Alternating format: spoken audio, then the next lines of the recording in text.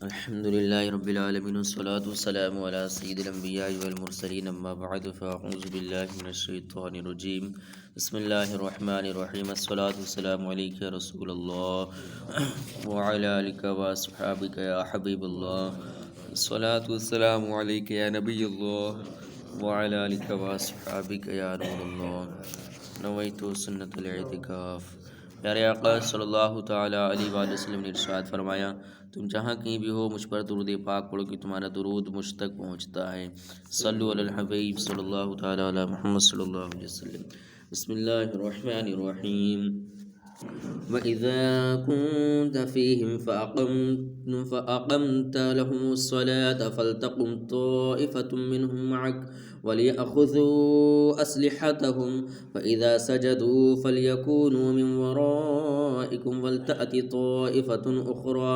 لَمْ يُصَلُّوا فَلْيُصَلُّوا مَعَكَ وَلْيَأْخُذُوا حِذْرَهُمْ وَأَسْلِحَتَهُمْ وَدَّ الَّذِينَ كَفَرُوا لَوْ تَغْفُلُونَ عَنْ أَسْلِحَتِكُمْ وَأَمْتِعَتِكُمْ فَيَمِيلُونَ عَلَيْكُمْ مَيْلَةً وَاحِدَةً ولا جناح عليكم إن كان بكم أذى من مطر أو كنتم مرضى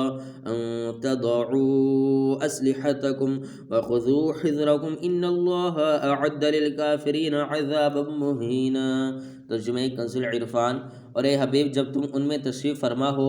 پھر نماز میں ان کی امامت کرو تو چاہیے کہ ان میں ایک جماعت تمہارے ساتھ ہو اور وہ اپنے ہتھیار لیے رہیں، پھر جب وہ سجدہ کر لیں تو ہٹ کر تم سے پیچھے ہو جائیں، اور اب دوسری جماعت آئے جو اس وقت تک نماز میں شریک نہ تھی، اب وہ تمہارے ساتھ نماز پڑھیں، اور انہیں بھی چاہیے کہ اپنی حفاظت کا سامان اور اپنے ہتھیار لیے رہیں۔ کافر چاہتے ہیں کہ اگر تم اپنے ہتھیاروں اور اپنے سامان سے غافل ہو جاؤ تو ایک ہی دفعہ تم پر حملہ کر دیں، اور اگر تمہیں بارش کے سبب تکلیف ہو یا بیمار ہو تو تم پر کوئی مضائقہ نہیں کہ اپنے ہتھیار کھول رکھو اور اپنی حفاظت کا سامان لیے رکھو، بے شک اللہ نے کافروں کے لیے ذلت کا عذاب تیار کر رکھا ہے۔ وَإِذَا كُنْتَ فِيهِمْ، اور جب تم ان میں ہو۔ اس آیت میں نماز خوف کی جماعت کا طریقہ بیان کیا گیا ہے۔ اس کا شان نزول یہ ہے کہ غزوہ ذات الرقاع میں جب رسول اکرم صلی اللہ علیہ وسلم کو مشرکین نے دیکھا کہ آپ نے تمام صحابہ کرام علیہم رضوان کے ساتھ نماز ظہر باجماعت ادا فرمائی تو انہیں افسوس ہوا کہ انہوں نے اس وقت میں کیوں نہ حملہ کیا، اور آپس میں ایک دوسرے سے کہنے لگے کہ کیا ہی اچھا موقع تھا۔ ان میں بعضوں نے کہا کہ اس کے بعد ایک اور نماز ہے جو مسلمانوں کو اپنے ماں باپ سے زیادہ پیاری ہے، یعنی نماز عصر، لہٰذا جب مسلمان اس نماز کے لیے کھڑے ہو جائیں تو پوری قوت سے حملہ کر کے انہیں قتل کر دو۔ اس وقت حضرت جبریل امین علیہ السلام نازل ہوئے اور انہوں نے حضور صلی اللہ تعالیٰ علیہ وسلم سے عرض کیا، یا رسول اللہ صلی اللہ علیہ وسلم، یہ نماز خوف ہے، یعنی اب یوں نماز پڑھیں۔ آیت میں بیان کیا گیا نماز خوف کا طریقہ۔ اس آیت میں نماز خوف کا طریقہ بیان کیا گیا ہے کہ حاضرین کو دو جماعتوں میں تقسیم کر دیا جائے، ان میں سے ایک آپ صلی اللہ علیہ وسلم کے ساتھ رہے اور آپ صلی اللہ علیہ وسلم انہیں نماز پڑھائیں، اور ایک جماعت دشمن کے مقابلے میں کھڑی رہے۔ پہلی جماعت ایک رکعت پڑھ کر اور مغرب میں 2 رکعتیں پڑھ کر دشمن کے مقابلے میں چلی جائے، اور دوسری جماعت آپ صلی اللہ علیہ وسلم کے پیچھے آ جائے، پھر بعد میں وہ اپنی ایک بقیہ رکعت پڑھ لیں، اور جن کی 2 باقی ہیں وہ 2 پڑھ لیں، اور دونوں جماعتیں ہر وقت اسلحہ ساتھ رکھیں، یعنی نماز میں بھی مسلح رہیں۔ معلوم ہوا کہ نماز کی جماعت ایسی اہم ہے کہ ایسی سخت جنگ کی حالت میں بھی جماعت کا طریقہ سکھایا گیا ہے۔ افسوس ان پر جو بلا وجہ جماعت چھوڑ دیتے ہیں، حالانکہ اس میں 27 گنا زیادہ ثواب ہے۔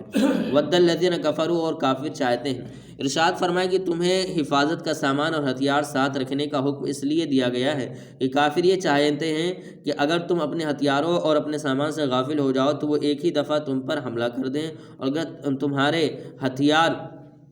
ہتھیار تمہارے پاس ہوں گے تو دشمن تم پر اچانک حملہ کرنے کی جرات نہ کرے گا۔ آیت کے اس حصے کے بارے میں ایک روایت یہ بھی ہے کہ نبی اکرم صلی اللہ علیہ وسلم غزوہ ذات الرقاع سے جب فارغ ہوئے اور دشمن کے بہت آدمیوں کو گرفتار کیا اور اموال غنیمت ہاتھ آئے اور کوئی دشمن مقابلے میں باقی نہ رہا، تو حضور صلی اللہ علیہ وسلم قضائے حاجت کے لیے جنگ میں تنہا تشریف لے گئے۔ دشمن کی جماعت میں سے غورث بن حارث یہ خبر پا کر تلوار لیے ہوئے چھپ کر پہاڑ سے اترا اور اچانک تاجدار رسالت صلی اللہ علیہ وسلم کے پاس پہنچا اور تلوار کھینچ کر کہنے لگا، یا محمد صلی اللہ علیہ وسلم، اب تمہیں مجھ سے کون بچا لے گا؟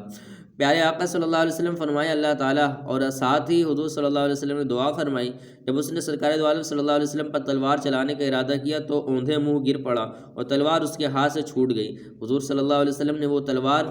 لے کر فرمایا کہ تجھے مجھ سے کوئی بچائے گا؟ کہنے لگا میرا بچانے والا کوئی نہیں ہے۔ رحمت عالم صلی اللہ علیہ وسلم نے فرمایا اشہد ان لا الہ الا اللہ و اشہد ان محمد رسول اللہ پڑھ تو تیری تلوار تجھے دے دوں گا۔ اس نے اس سے انکار کیا اور کہا کہ میں اس کی شہادت دیتا ہوں کہ میں کبھی آپ سے نہ لڑوں گا اور زندگی بھر آپ کے کسی دشمن کی مدد نہ کروں گا۔ آپ صلی اللہ علیہ وسلم نے اس کی تلوار اس کو دے دی اور کہنے لگا یا محمد صلی اللہ علیہ وسلم آپ مجھ سے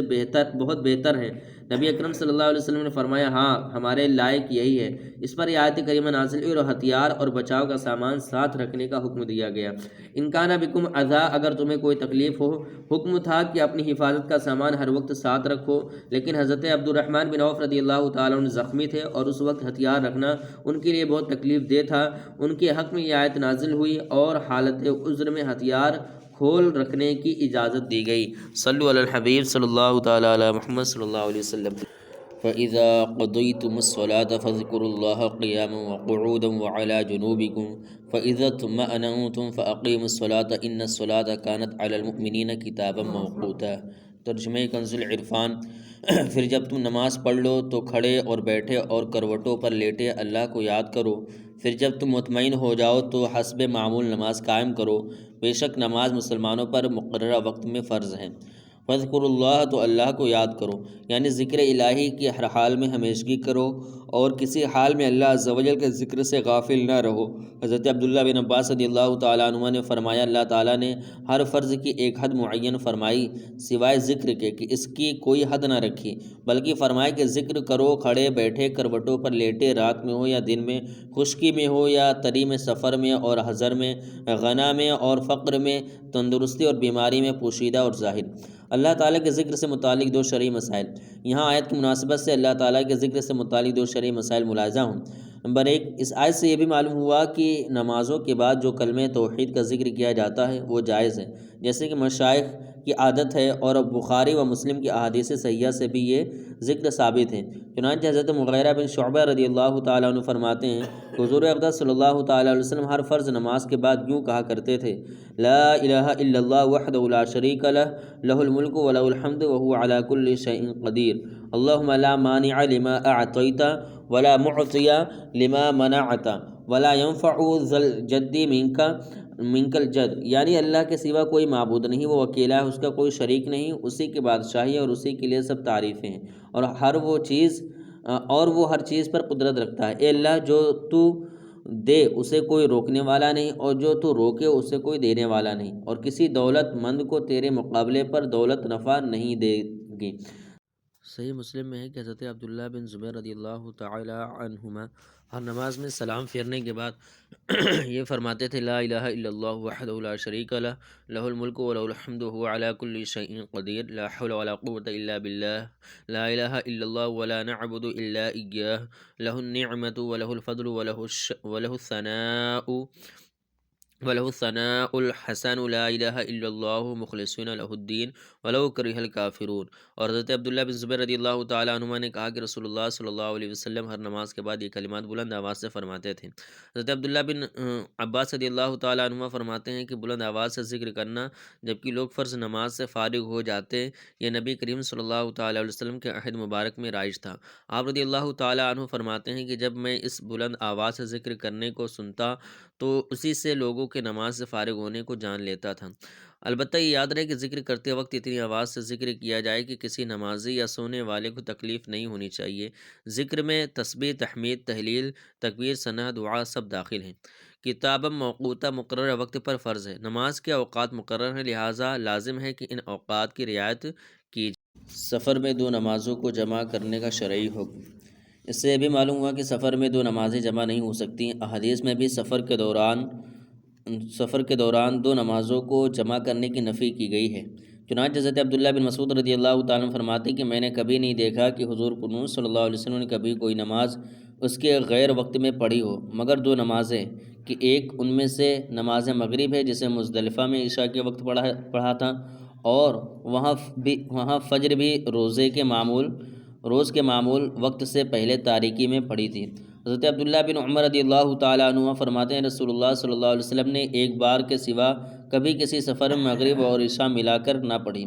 یاد رہے کہ جس سفر میں آپ صلی اللہ علیہ وسلم نے مغرب اور عشاء کو ملا کر پڑھا وہ حجۃ الوداع کا سفر تھا، اور 9 ذی الحجہ کو مزدلفہ میں آپ صلی اللہ علیہ وسلم نے ان 2 نمازوں کو ملا کر پڑھا تھا۔ اور دیگر جن احادیث میں 2 نمازیں جمع کرنے کا ذکر ہے وہاں جمع سوری مراد ہے، یعنی پہلی نماز آخری وقت میں اور دوسری نماز اول وقت میں ادا کی گئی، جیسے کہ درج ذیل 2 روایات سے واضح ہے۔ چنانچہ حضرت عبداللہ بن عمر رضی اللہ تعالیٰ عنہ فرماتے ہیں کہ میں نے نبی کریم صلی اللہ علیہ وسلم کو دیکھا کہ جب آپ صلی اللہ علیہ وسلم کو پہنچنے کی جلدی ہوتی تو آخری وقت سے کچھ دیر پہلے مغرب کی اقامت کہہ کر نماز پڑھ لیتے، سلام پھیر کر کچھ دیر ٹھہرتے، پھر عشاء کی اقامت ہوتی اور نماز عشاء کی 2 رکعتیں پڑھتے۔ حضرت نافع اور حضرت عبداللہ بن واقد رضی اللہ تعالیٰ عنہ سے مروی کہ حضرت عبداللہ بن عمر رضی اللہ تعالیٰ عنہ کے مؤذن نماز کے لیے کہا